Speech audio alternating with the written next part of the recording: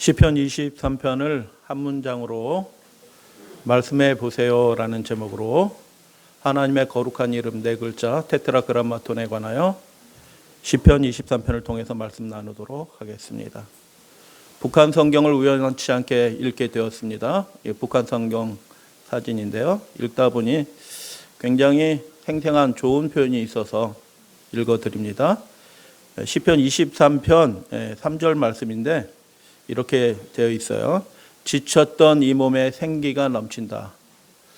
우리 믿음의 가족들의 생애가 하나님의 동행하심과 하나님의 도우심으로 말미암아서 하나님의 인도하심을 경험하시면서 지쳤던 여러분들의 생애에 생기가 넘치는 우리 믿음의 가족들 되시기를 주님의 이름으로 축복합니다.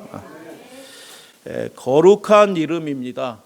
유대인들이 그 입으로 죄인인 입으로 하나님의 이름을 함부로 부르지 않는 그 거룩한 이름 네 글자가 있는데 야훼, 여호와, 야훼인데 이렇게 네 글자로 되어 있습니다. 야훼라는 이름의 의미는 있게 하시는 분이다라는 그런 뜻이에요. 스스로 있는 자라는 의미이고 우리 인생과 관련돼서는 존재하게 하시는 분, 하나님은 우리를 있게 하시는 분이십니다.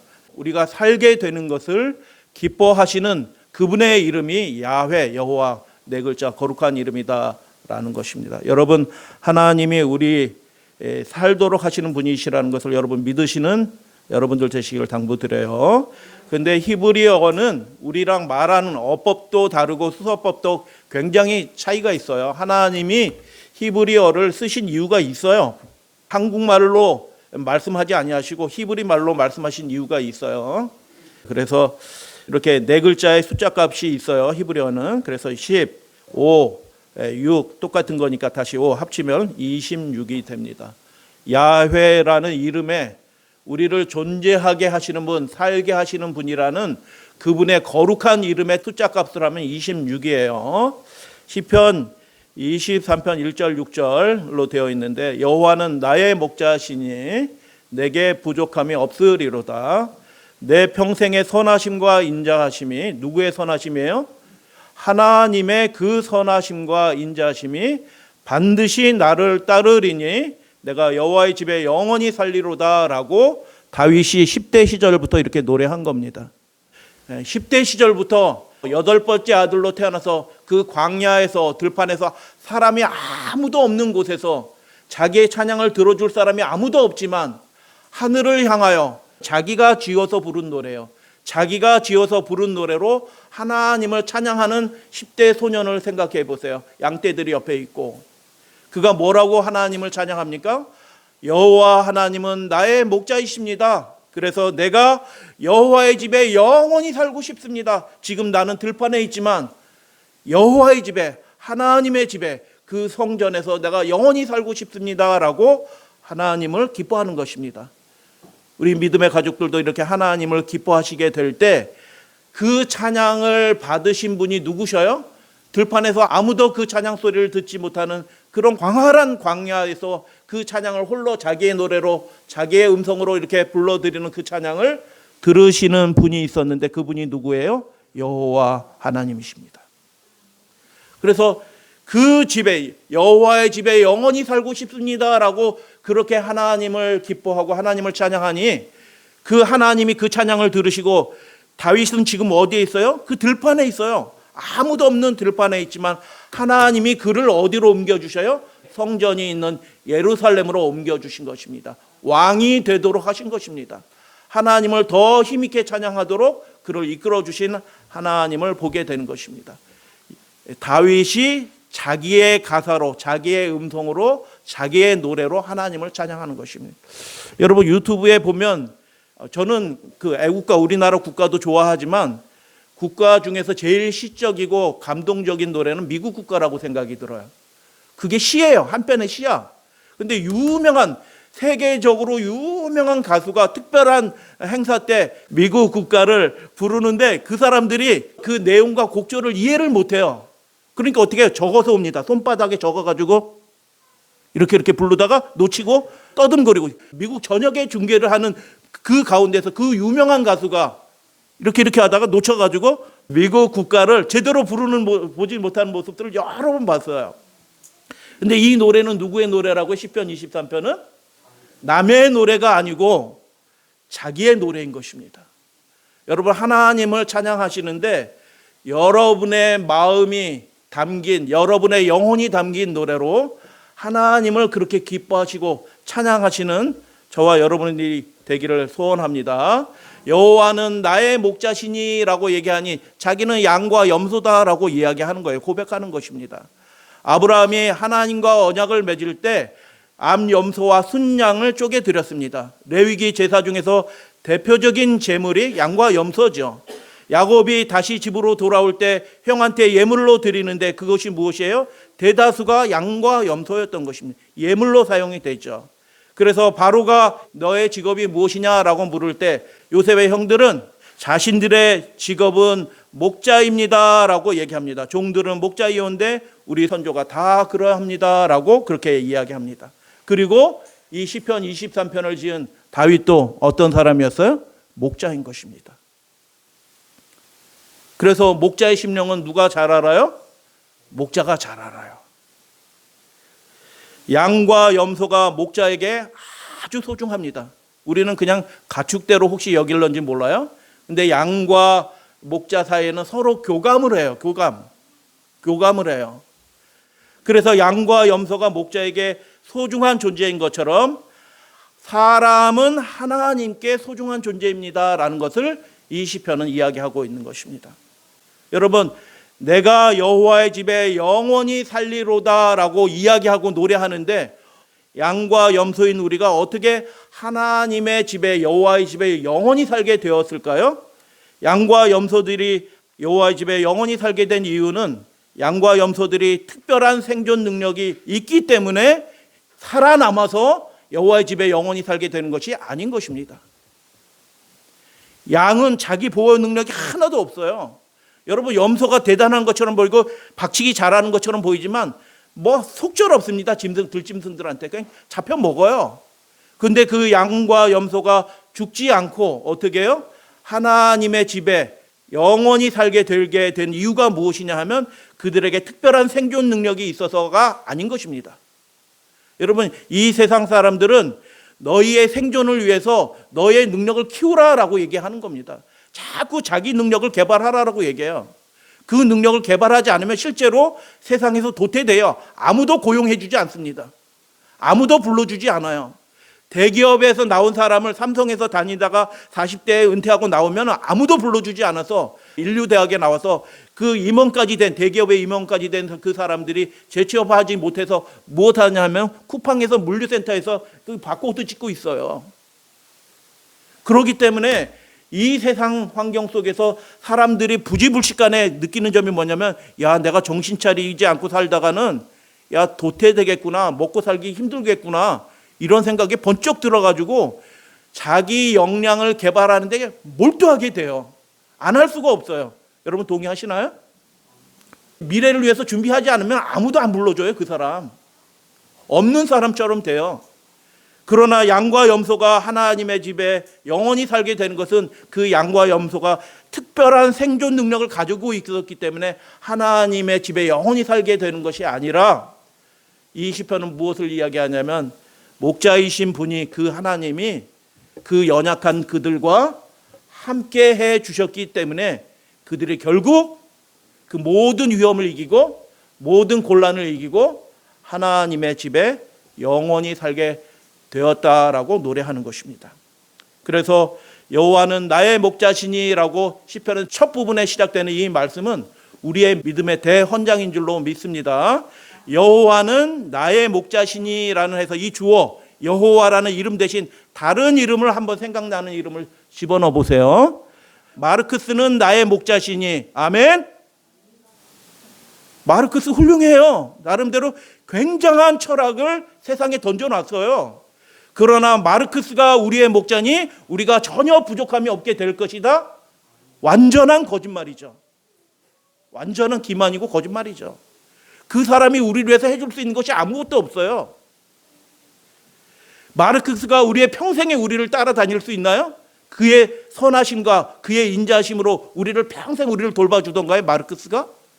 자기 인생도 책임져지지 못해서 남한테 붙여서 살던 그런 사람이에요.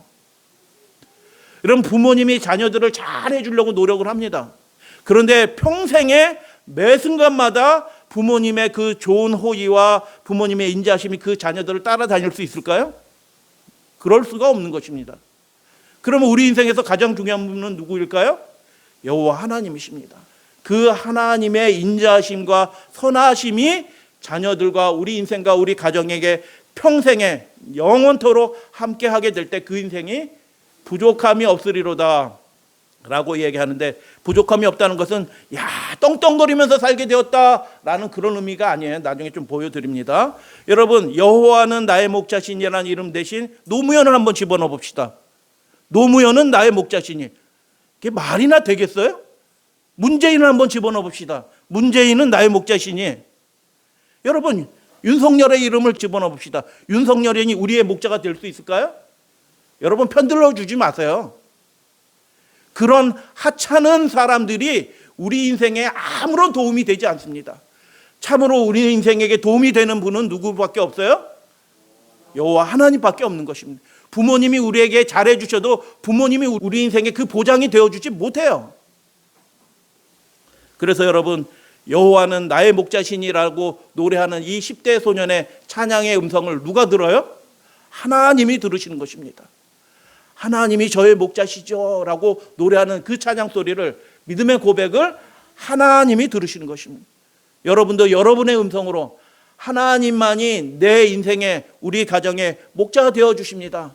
하나님의 그 선하심과 인자심을 제가 구합니다. 그렇게 해서 하나님을 찬양하시는 여러분들 되시기를 주님의 이름으로 축복합니다. 제가 인상 깊게 읽었던 인본주의자의 시편이라는 제목의 시편이 있어요. 인본주의자의 시편. 이렇게 생겼는데 제가 자세히 설명을 드리지 않아요. 이게 서구 역사 전체를 요약하는 시편이에요. 그들은 시작하기를 여호와는 나의 목자신이가 아니고 어떻게 해요? 내가 나의 목자신이라고 얘기합니다. 인간의 이성이 하나님의 계시보다 더 중요해. 어느 순간부터. 계몽주의죠. 인간의 이성이 계시는 절로 가라. 우리가 판단해서 우리가 우리의 낙원을 이루겠다. 뭐 이런 거예요. 그 다음에서 뭐라고 얘기해? 양들이 나의 목자시니. 이성이 아니고 우리 인생이 무엇에 의해서 지배되냐 하냐면 본능에서 이끌어진다. 뭐 이런 얘기를 해요. 무의식이다. 뭐 이런 얘기를 해요. 양들이, 자연이죠. 자연세계. 양들이 나의 목자시니. 그러고 나서 모든 것이 나의 목자시니라고 얘기해요. 본능도 아니고 뭐예요? 그냥 우리는 본질이 없다. 그냥 기계적으로 그냥 살아가는 존재이다라고 그렇게 이야기하는 거예요. 그리고 나중에서는 뭐라고 얘기하냐면 아무것도 아니다라고 그렇게 이야기하는, 서구 역사 전체를 요약하는 이 시편을 보면서 야, 참 기가 막히게 잘 요약을 했다. 하나님을 알지 못할 때 논리적인 결론이 이겁니다. 이것 외에 다른 결론이 없어요. 이 넷 중에 하나입니다. 지금도 이 넷 중에 하나예요. 여러분, 하나님을 개인적으로 이렇게 영접하지 않으면 이렇게 허망한 인생을 살다가 인생이 맞춰지는 것입니다. 바울은 시편, 인본주의자의 시편을 이렇게 자기 말로 이야기합니다. 썩어지지 아니하는 하나님의 영광을 어떻게 했다고요? 썩어질 사람과 새와 짐승과 기어다니는 동물의 모양으로, 그 우상으로 바꾸었다라고 얘기하는 거예요. 여러분, 하나님을 알지 못하게 될 때 다른 데 관심이 생겨요. 그래서 하나님을 알지 못하게 될 때 우리 인생이 점점 좋아지나요? 아까 인본주의자 시편 보셨잖아요. 점점 떨어지고 점점 후져지는 거예요. 인생이 후져져. 진짜 후진 인생이 돼요. 근데 8번째 아들 들판에 있지만 그 아이가, 10대 아이가 하나님을 기뻐하니 어떻게 해요? 그 인생이 빛나는 보색이 되는 것입니다. 여러분의 자녀들을 하나님을 알도록, 하나님을 개인적으로 그렇게 만나도록, 그렇게 하나님을 찬양하도록 여러분 구하시고 기도하시는 저와 여러분들이 되시고 우리 자신도 그렇게 되기를 원합니다. 그래서 점점점 디그라데이션이 되는 것입니다. 점점점 후져져요, 인생이. 성공한 것처럼 보이지만 인생은 후집니다. 사람이 나요? 새와 짐승이 나요? 사람이 훨씬 낫죠. 근데 새와 짐승이 나요? 기어다니는 동물이 나요? 벌레 같은. 새와 짐승이 더 낫죠. 그런데 사람의 형편이 어떻게 해요? 썩어지지 아니하는 하나님의 영광을 가진 존귀한 인생인데 어떻게 해요? 하나님을 예배하지 않고 하나님을 참되게 경배하지 않을 때 그 인생이 점점점 후져진다는 거예요. 자기가 망한지도 모르고 망하는 길로 내려가는데도 그게 정상인 줄 알고 좋아라 하고 자기 방식대로 살아가는 그 불쌍한 인생들이 많이 있다. 근데 하나님은 시편 23편을 통해서 무엇을 말씀하셨어요? 너희는 존귀한 인생이다. 어디에서 살 사람이다? 하나님의 집에서 영원히 살 사람이다. 동의하시면 아멘? 다윗은 하나님의 존재를 증명하려고 하지 않습니다. 하나님의 존재를 증명하려고 하지 않아요. 왜요? 이미 다윗의 삶에 하나님이 충만으로 거하셔요. 하나님을 느껴요. 하나님을 경험해요. 근데 뭐 하나님을 증명할 필요가 있어요. 하나님이 계신다는 걸 안다니까 자기가 느끼고 충만함을 경험해요. 그래서 하나님을 기뻐하던 다윗은 온 정성을 다해서 노래를 만듭니다. 여러분 작사 작곡해 보시는 분은 아시겠지만 그 가사가 저절로 나오던가요? 그 한 구절 한 토시를 바꾸기 위해서 일주일 또는 한 달 또는 몇 년을 걸려서 그 토시 하나를 바꿔요. 토시 하나를 바꿔. 다윗의 시편이 그냥 만들어진 시편이 아니고 계속 다듬어지고 해서 불려진 시편이다라는 것을 보게 돼요. 다윗의 충만함을 보게 되는 것입니다. 하나님이 살아계심을 이 시편을 통해서 보게 돼요. 내게 부족함이 없다. 더 원하는 것이 없다는 뜻이에요. No want, 부족함이라는 뜻이기도 해요. 그런데 영적으로 보면은 더 원하는 게 없어. 왜 더 원하는 게 없어? 하나님이면 저는 만족합니다. 동의하시면 아멘? 하나님이 내 인생의 목자시고 내 인생의 주인이 되어주셨으니 내가 좀 굶어도 내가 좀 못 마셔도 그거 괜찮습니다. 나 더 이상 원하는 거 없어요. 성공하길 바라지 않아요. 높은 자리를 바라지 않아요. 저는 하나님으로 만족합니다 라고 얘기하니까 그 인생을 하나님은 어떻게 보시겠어요? 존귀하게 보는 것입니다. 세상 사람들은 어떻게 해요? 더 많은 것을 추구해야지 인정받으니까 더 많은 것을 더 성공하기 위해서 뭐 이렇게 바쁘게 살아가지만 하나님께 인정받는 사람은 어떻게 해요? 하나님으로 만족한다라고 이야기하는 사람이에요. 인도하시는구나. 쉴만한 물가로 인도해 주시는구나. 의의 길로 인도해 주시는구나. 주님께서 하나님이신 분이 나와 함께 하시는구나. 할렐루야 아멘. 그분이 내게 상을 차려주시는구나. 근데 상장 주는 게 아니고 어떻게 해요? 밥상을 차려주시고 내가 차려 먹는 것이 아니고 하나님이신 분이 내 인생에 밥상을 차려주신다. 여러분 믿으시나요? 내가 준비한 것이지 아닌 것으로 내가 먹게 해주시겠다라는 그런 뜻이에요. 얼마나 감사해요. 하나님의 기이하신 인도하심을 이 어린 소년이 10대도 아는 거예요. 그리고 내 머리에 기름을 부으셨으니 하나님께서 나를 택해 주셨고 나를 사용해 주신다는 것을 그가 아는 겁니다. 10대 아이가. 그래서 하나님의 선하심과 인자하심이 반드시 나를 따르리라는 확신의 고백을 하고 찬양을 하고 내가 여호와의 집에 영원히 살고 싶습니다라고 날마다 그렇게 노래하니 하나님이 야 이제 그 노래 나만 듣기는 아까우니까 너 일로서 여기서 한번 불러라 하고 무대를 만들어 주셨는데 그 무대가 뭐예요? 다윗 도성인 것이면 왕이 되게 해주신 것입니다. 여러분 다윗은 하나님이 계시다라는 걸 입증하려고 노력하지 않아요. 이미 그 인생이 충만해서 더 이상 그런 것들이 필요 없어요. 하나님과 동행함을 기뻐하는 것입니다. 목자가 양떼를 실제로 인도하는데 이런 곳으로 인도해요. 여러분 대관령 푸른 초장으로 인도해 주시고 이런 말씀이 아니에요. 지금 오른쪽에 우기 때 광야의 모습인데 이건 좋은 그림이에요. 1년에 진짜 좋은 그림일 때 한 이것조차도 실제로 가보면요 먹을 만한 거 별로 없어요. 양떼들이. 그래서 양떼들이 굉장히 좋은 거 먹고 살이 투실투실 쪄가지고 비대해져가지고 들어 눕게 되었느니라 이런 뜻이 아니고요. 어떻게 해요? 그거 잘 먹지 못해요. 어떨 때는 이쪽에서 저쪽까지 건너가는데 며칠을 건너가요. 그 가운데 먹지 못하고 건너가는 때도 있어요. 줄이게 돼요. 마실 곳이 그렇게 많지 않아요. 마실 곳으로 내려가려면 그 가파른 뭐 몇백 미터 골짜기로 내려가는 때도 위험해요. 양떼들을 그리로 인도할 수가 없어요. 그렇기 때문에 안전한 곳으로 인도하기 위해서 목자가 먼 곳으로 돌아가기도 해요. 그럼 양떼들은 어떻게 해요? 힘든 거예요. 여러분 하나님이 인도해 주시는 길이 편안하고 안전하고 즐겁고 행복한 길이고 모든 것이 형통하고 잘 되는 길인 줄 여러분 믿으시나요? 지난 시간에 시편 1편을 얘기했는데 그렇지 않을 수도 있다라고 말씀을 드렸죠. 그래서 그렇지 않은 곳으로 인도해 주신 것으로 보이기도 합니다. 사망의 음침한 골짜기로 우리를 인도해 주시는 것처럼 보여요. 그러나 이 양은 목자로 인해서 안심하는 존재예요. 목자가 눈앞에만 있어도 배가 좀 고파도 괜찮아. 목자의 뒷모습이 제 눈앞에 보이면 양은 그냥 목이 말라도 괜찮아. 그냥 따라가는 거예요, 기쁘게. 그 모습이 신앙하는 사람의 모습으로 그렇게 기록이 되어 있어요. 다윗의 충만함이 이렇게 되어 있습니다. 첫 글자, 히브리어는 거꾸로 읽어요. 이렇게 거꾸로 읽는데 첫 글자가 뭐예요? 야훼예요. 그리고 마지막 글자는 뭐예요? 영원이에요. 두 단어로 되어 있어요. 그 날들이 무한할 것이다 라는 의미예요. 그래서 영원히. 야훼는 하나님은 영원히 계시는 분이에요. 믿으시나요? 그리고 우리도 그분과 함께 영원히 존재하도록 창조함을 받은 존재이다. 하나님이 우리가 죽는 걸 원하지 않으신다. 늙어서 죽어서 그냥 흙으로 돌아가는 것을 하나님이 원하지 않으신다. 사랑이신 그분이 우리와 함께 영원히 함께 하시기를 원하신다라는 것입니다. 단어 수를 하나, 둘, 셋, 넷, 다섯, 여섯, 일곱, 여덟, 아홉, 열 이렇게 세보면 이게 몇 글자이게요? 55글자입니다. 55글자. 근데 야훼라는 이름의 숫자 값이 몇이라고 얘기했어요?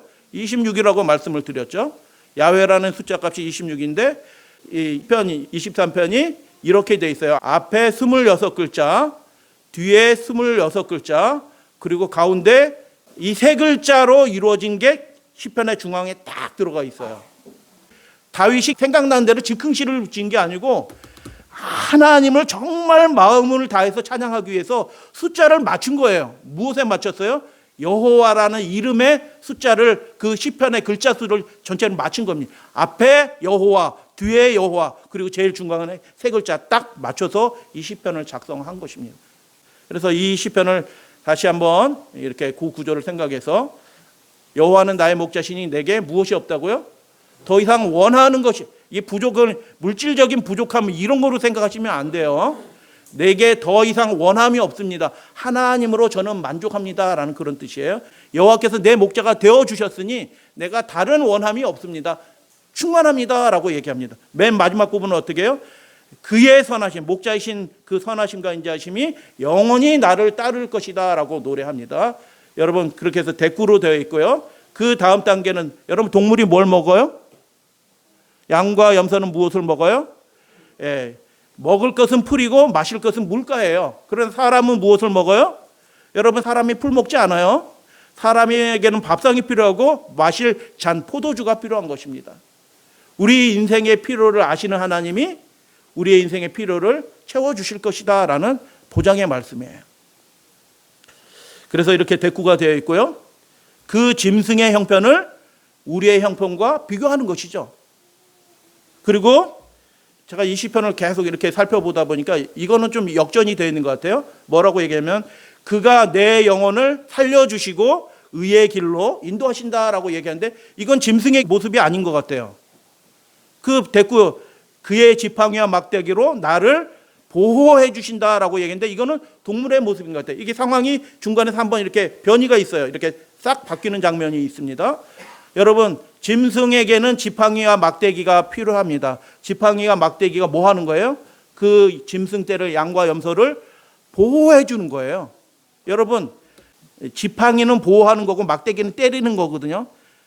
막대기가 왜 필요하냐면 일이나 들깨떼나 이런 것들이 오기 때문에 잡아먹으려 덤비어 들거든요. 그러면 어떻게 해요? 가라고 해서 가나요? 양과 염소가 싸우나요? 못 싸워요. 속절없이 그냥 잡아먹혀요.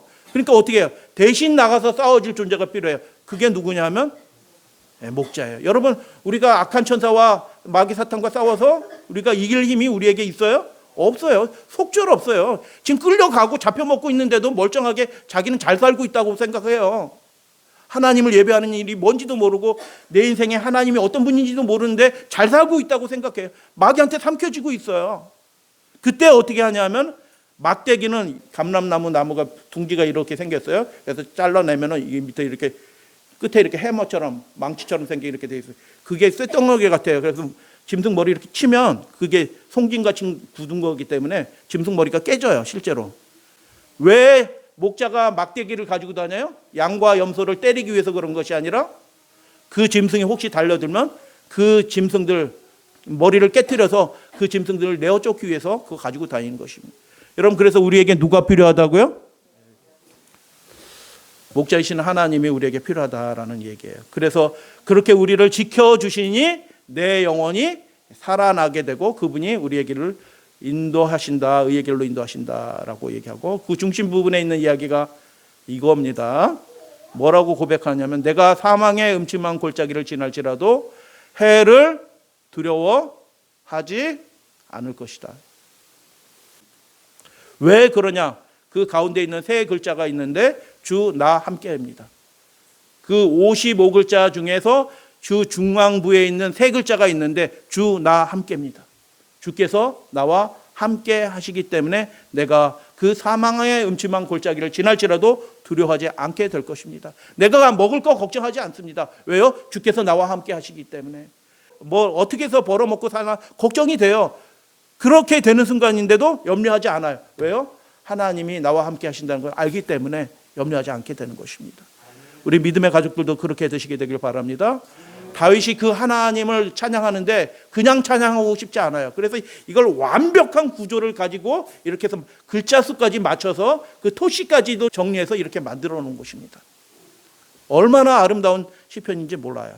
그래서 앞에서 26글자, 뒤에서 26글자, 야훼이라는 이름의 숫자 값에 해서 중앙부에는 3글자, 주 나와 함께. 그래서 주 나와 함께를 4글자로 신앙 용어로 정리하면 뭐예요?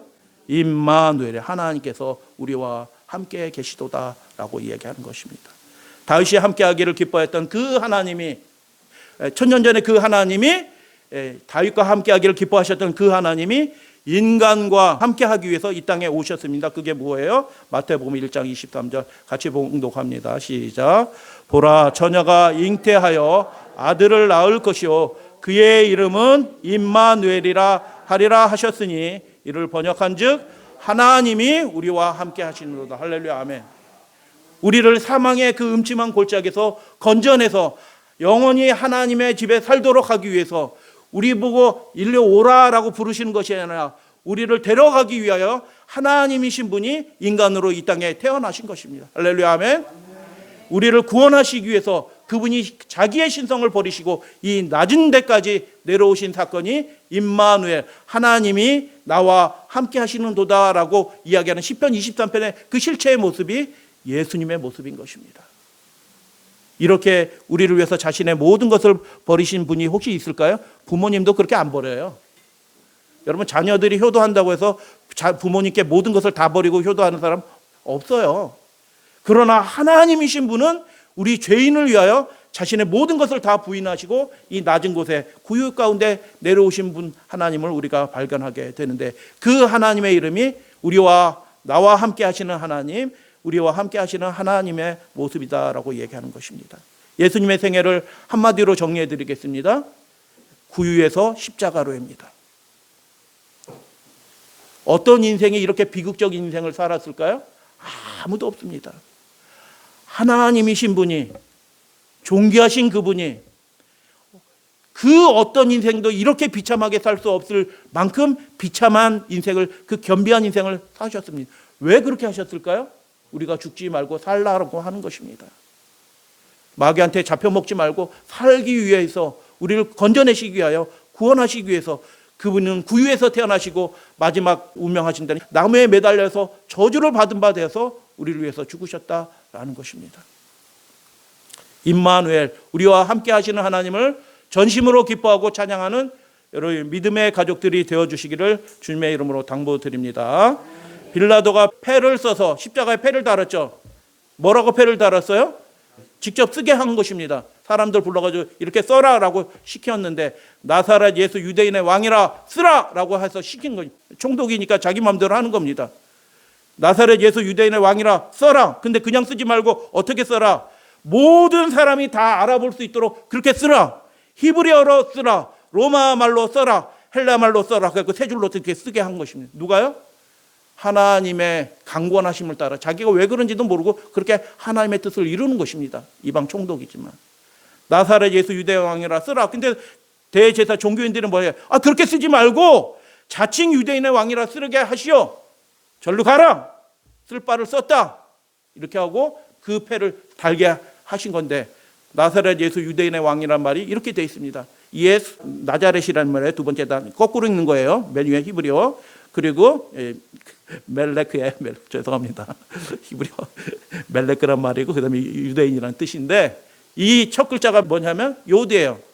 이게 뭐예요? 그리고 그다음에 하예요. 여호와할 때예요. 그다음에 이게 뭐예요? 여호와할 때 예고 다시 이렇게 네 글자로 이렇게 되어 있습니다. 이게 뭐예요? 십자가에 달리신 하나님이십니다. 우리 인생 죽지 말라고 살라고 하시는 하나님이 구유에 탄생하시고 우리 대신 저주를 받은 바 돼서 나무에 달리신 하나님의 모습을 우리가 보는 것입니다. 그분이 우리와 동행해 주시기 위해서 무엇을 하셨습니까? 저주를 받은 바 돼서 그 나무에 달리신 하나님의 모습을 여러분 바라보시는 저와 여러분들 되기를 소원합니다. 그렇게 예수님을 바라보게 될 때 이 세상에 대한 욕구가 다 사라집니다. 하나님을 찬양하게 됩니다. 하나님만 기뻐하게 됩니다. 전심을 다하여 하나님을 예배하는 자 되는 것입니다. 여러분 이 펜발이 증거하는 바가 뭐예요? 이 분이 우리의 하나님이다라고 그렇게 기록하게 하신 것입니다. 여러분의 하나님은 어떤 하나님입니까? 인본주의자의 하나님입니까? 우리의 하나님은 우리를 위하여 목숨을 내어주신 하나님, 자기를 다 내어주신 하나님, 우리 대신 저주를 받은 바 되어서 하나님의 은혜의 보좌에서 끊어진 하나님, 그 하나님의 이름이 뭐예요? 야훼 하나님이신 것입니다.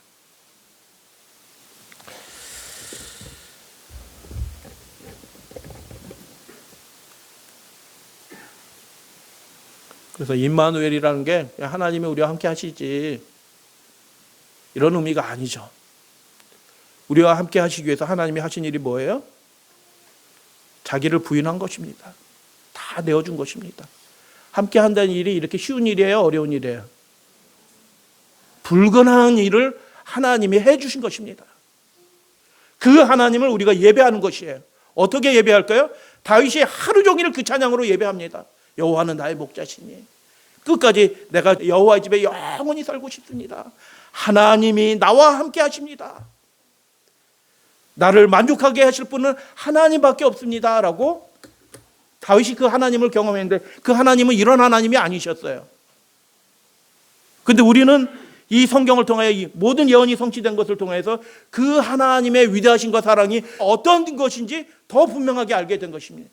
그냥 우리의 목자이신 하나님이 아니라 그 목자이신 하나님의 실제의 모습이 어때요? 인간이 되어셔서 구유 가운데 나시고 십자가에 달려 죽으심으로 우리와 함께 하신 하나님의 모습을 우리가 보게 되는 것입니다. 여러분 세상 일을 하다가 좀 일이 잘 안 되고 할 때 실망스럽잖아요. 내 자신에게 실망스럽고 가족에게도 실망을 당하고 뭐 이런 일이 생길 수 있어요. 여러분 근데 사람한테 너무 크게 실망하지 마세요. 사람이 다 그 똑같이 뭐 거기서 거기에요. 사람이 사람에게 실망하면 그 믿음 없는 사람이에요. 여러분 따라하세요. 사람에게 실망하지 않겠습니다. 여호와가 나의 목자시니 아멘. 십자가에 달리신 여호와 하나님의 모습을 우리가 바라보는 것입니다. 사람들은 썩어지지 아니하는 하나님의 형상을 영광을 썩어질 사람과 기어다니는 동물의 모양으로 우상으로 바꾸었습니다. 그렇지만 하나님은 어떻게 하셨어요? 그러한 죄인들에게도 하나님은 인자가 긍휼하심이 크셨다라는 것입니다. 하나님은 자신의 생명을 그 죄인의 생명과 바꾸셨다. 그게 임마누엘 하나님의 모습인 것입니다. 십자가에 달리신 예수님께서 제2연의 말씀으로 이렇게 말씀하셨어요. 한편 강도죠. 사형수죠. 예수께서 이르시되 내가 진실로 오늘 내게 이르노니 좀 바꿨어요. 정확한 의미를 위해서. 오늘 이르노니 내가 나와 함께 낙원에 있으리라. 여러분 이 한마디를 해주시기 위하여 예수님이 십자가에 달려주신 것입니다. 네가 나와 함께 낙원에 있을 것이다 라는 이 한 말씀을 우리에게 들려주시기 위해서 하나님이신 분이 인간이 되셨고 구유 가운데서 태어나시고 우리 대신 죄인 대신 십자가의 고난을 받으심으로 그 죄인 옆에 서 계신 죄인을 위하여 서 계셔서 그 말씀을 복음을 들려주시는 예수님의 모습을 생각해 보시게 되길 바랍니다. 이렇게 되어 있죠. 내가 이르노니 내가 영원토록 있게 될 것이다. 할렐루야 아멘. 야훼의 이름의 보장인 것입니다. 네가 여기서 죽는 것이 아니다. 네가 영원토록 있을 것이다. 어디에? 낙원에. 사람의 돈으로 살 수 없는 그 하나님이 지으신 새 도성에 그 낙원에 네가 영원히 있게 될 것이다. 할렐루야 아멘. 근데 어떻게 얘기해요? 예수님이 오늘 내가 분명하게 얘기한다. 그걸 지금 믿어라 라고 말씀하시는 거고, 어떻게 해요? 나와 함께 내가 있으리라 라고 그렇게 말씀하십니다. 좋으신 하나님과 행복한 동행을 기뻐하시는 저와 여러분들 되시기를 당부드립니다. 하나님과 동행하는 것을 기쁘게 생각하시게 되길 바랍니다. 그게 임마누엘이에요. 임마누엘. 하나님과 동행하는 것을 기뻐하는 사람의 모습이 그게 임마누엘의 모습인 것입니다. 하나님이 우리와 동행해 주시기 위해서 고난을 참으셨어요. 여러분, 우리가 하나님과 동행하기 위해서 어떤 일이 있어야 될까요? 저절로 동행하는 일, 그런 일 없어요. 하나님 내가 일로 가니까 나 따라오세요. 이건 동행이 아니거든요. 신앙에 ABC에서 ABCD Z까지 있는데 A도 모르는 거예요. 자기 뜻대로 하는데 어떻게 하나님이 동행해 주셔요? 그게 안 되는 거거든요. 여러분, 좋으신 하나님과 행복한 동행을 하시게 되길 바랍니다. 시편 139편 같이 봉독합니다. 시작. 내가 새벽 날개를 치며 바다 끝에 가서 거주할지라도 거기서도 주의 손이 나를 인도하시며 아멘. 주의 오른손이 나를 붙들어 주실 것입니다. 할렐루야 아멘. 거기서도 하나님은 거기서도 계신 것입니다. 그러니까 하나님의 동행하는데 임마누엘 하는데 하나님의 문제는 없어요. 왜요? 그분은 자기를 부인하시는 분이에요. 십자가에 매달리고 수치를 당하여도 그분은 그걸 개의치 않으시는 분이에요. 우리가 어디에 있든지 그분은 우리와 동행해 주실 준비가 되어 있으신 분이십니다. 동의하시면 아멘. 어디에 있든지 어떤 형편에 있든지 우리는 하나님을 만날 수 있어요. 그럼 우리 조건이 있어요. 임마누엘이신 하나님과 우리와 함께 하신 하나님과 그 행복한 동행, 행하다라는 뜻이에요. 할라카, 히브리 말로 헬라카인데 행복한 동행을 그러면 어떻게 하게 되는가? 시편 86편 여호와여 주의 도로 내게 가르치소서. 내가 주의 진리에 뭐한다? 행하오리니. 여러분, 하나님의 말씀을 받으시면 그 복 있는 사람은 그 말씀 그렇구나 하고 그대로 살고 싶어하는 마음이 생겨요. 그게 복 있는 사람의 모습이라. 내가 주의 진리에 따라서 행하면서 살겠습니다. 일심으로 주의 이름을 내가 경외하면서 살겠습니다 라고 그렇게 얘기합니다. 그의 입에는 무엇이 있었고 진리의 법이 있었고 그 입술에는 불의함이 없었으며 그가 화평과 정직한 중에서 누구와 동행했다요? 하나님과 동행하였다. 하나님과 동행하는 사람의 실질적인 모습 제2편은 뭐예요? 많은 사람을 돌이켜 죄악에서 떠나게 하는 것입니다. 그렇게 예배하면 안 돼. 많은 사람을 돌이키도록 그를 위해서 탄원하고 기도하고 호소해야 되는 것입니다. 누군가는 여러분 하나님과 동행하는 사람들은 이런 삶을 살아주신 거예요. 좋은 말로 물론 당연히. 하나님은 바다 끝에서도 우리를 만나주시고 우리와 동행해 주시기를 원하시는 분이에요. 그 좋으신 하나님과 동행하는 방법이 두 가지가 있는데 하나님의 말씀을 잘 듣고 말씀에 따라 행해 주시게 되길 바랍니다. 그리고 나만 그런 것이 아니라 우리 가족고 하나님을 잘 모르는 사람도 하나님이 이런 분이셔 하고 그 불의와 죄악에서 불순종해서 하나님을 예배하는 것이 무엇인지도 모르고 예배를 떠난 그 사람들에게서 다시 돌이키는 그 사람이 하나님과 동행하는 사람들이에요. 시편 23편은 쉬운 5글자로 되어 있습니다. 한 문장으로 여러분의 노래로 여러분의 음성으로 요약을 한번 해보세요. 자, 제가 시키지는 않도록 하겠습니다. 여호와는, 그리고 나와 함께 하시는 그 여호와는, 그래서 내가 영원히 하나님의 집에 살리로다라고 얘기하는 이 시편을 한마디로 요약하면 이렇게 될 것 같습니다. 저의 요약이에요. 우리와 영원히 함께 하시기를 원하시는 여호와 하나님이 우리를 위해서 십자가에 달리셨다. 아멘.